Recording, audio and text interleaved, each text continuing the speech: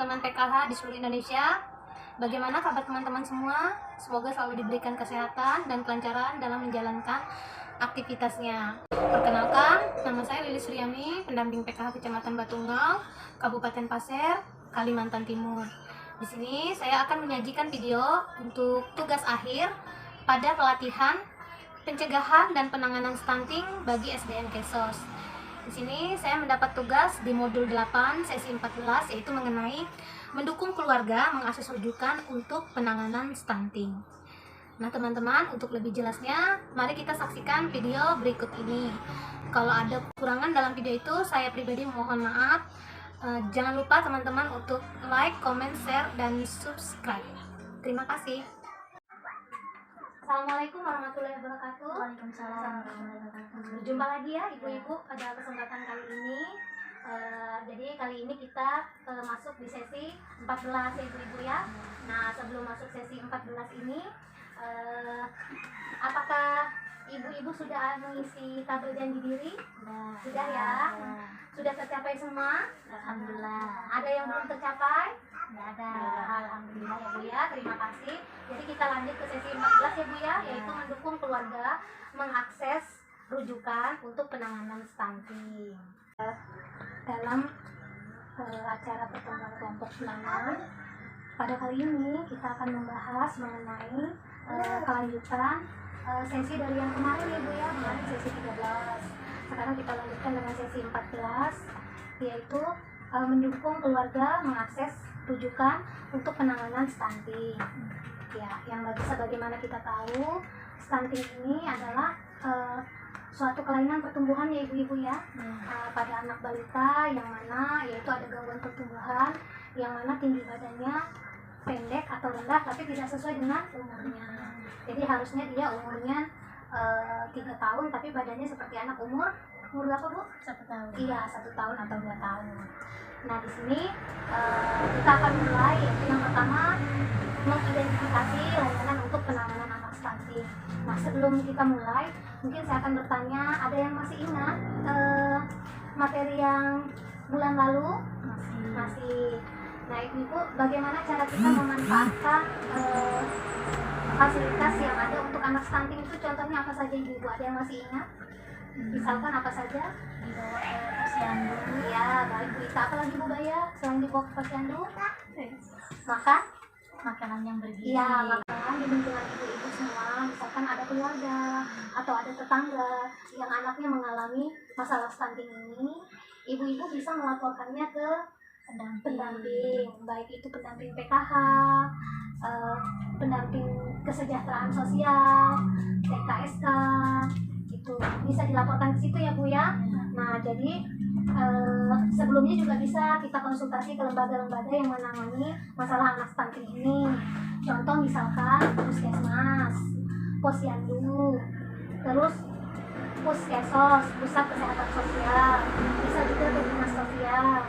Nah bisa juga kita minta ada kontak teleponnya, itu bisa kita minta pada petugas baik di posyandu atau puskesmas, bisa juga minta ke pendamping PKH, minta didampingi seperti itu. Jadi namanya adalah kontak telepon pelayanan sosial anak atau disingkat PETSA. Nah terus ada juga yang namanya Balai Loka Anak. Jadi maksudnya Balai Loka Anak ini adalah rehabilitasi sosial anak yang memerlukan perlindungan khusus itu. Nah selanjutnya kita bisa juga nanti ibaratnya kalau misalkan ada anak yang stunting ini, selain supaya adanya penanganan nanti, baik itu kalau sudah stunting berarti penanganan ya ibu-ibu.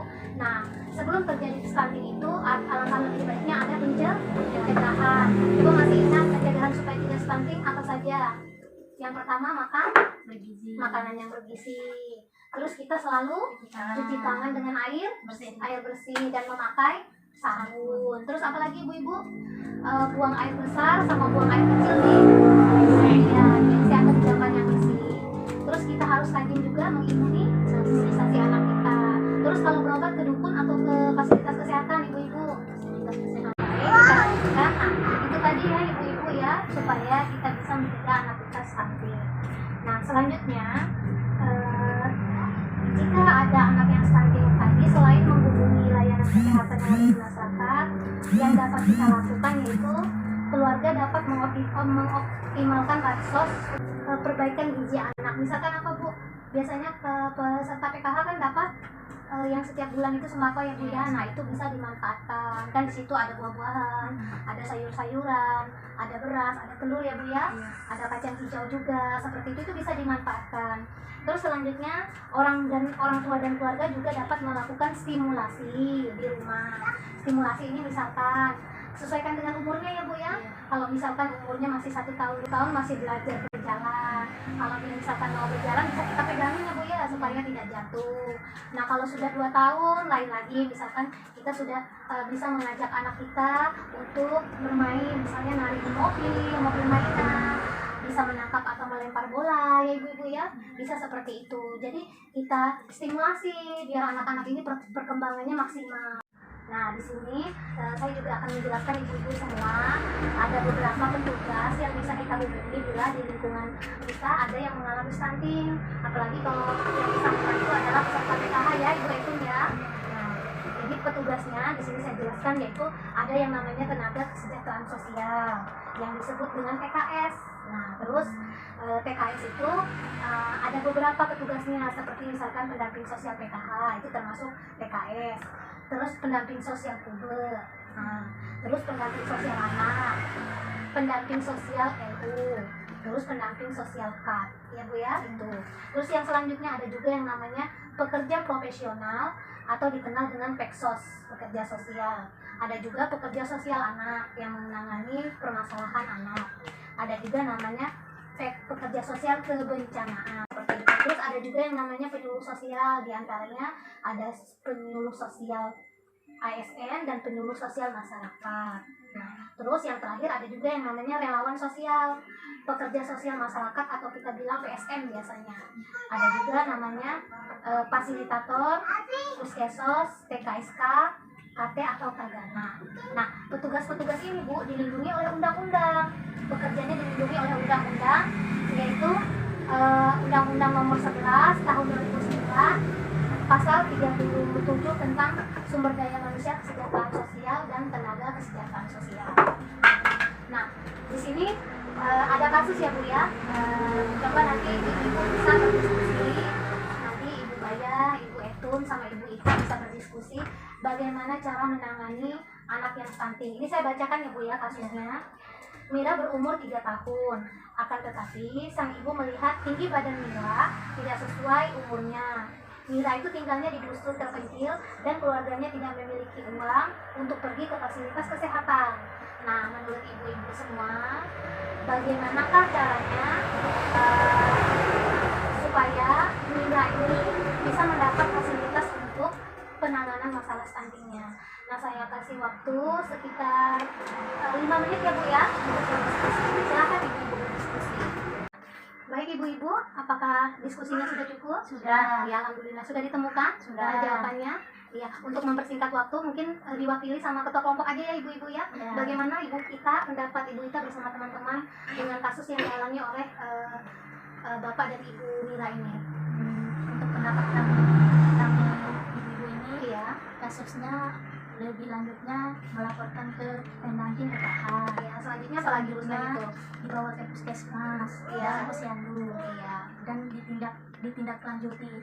Oh iya, maksudnya untuk gizinya, Iya. untuk pemeriksaannya ya ibu Iya. ya, ya alhamdulillah. Ya seperti itu ya. Semua sebelum kita tutup pertemuan kali ini, saya mengingatkan kembali, jangan lupa tabel janji-janjinya diisi ya Bu ya. Nah, jadi nanti pas bulan depan nanti kita pertemuan lagi. Nanti akan saya lihat perkembangan ibu-ibunya sampai di mana.